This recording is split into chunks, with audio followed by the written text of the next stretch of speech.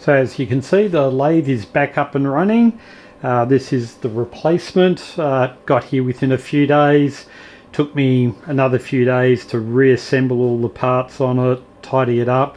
Interesting, it's exactly the same make and model lathe, but these things are all slightly different in their tolerances and machining. So some bits fit better than the old ones, some less so. So there's a bit of tweaking for it. But the ELS is on. As you see, I can turn fancy shapes and do facing and turning and those sort of things.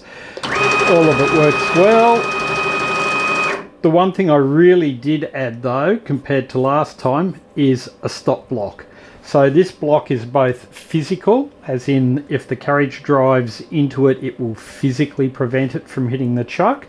But secondary, it also has a micro switch in there that's wired up to the ELS. So for instance, if I'm moving forward and it touches the switch, the whole thing's disabled and turns off until I re-enable it again, and then it'll move.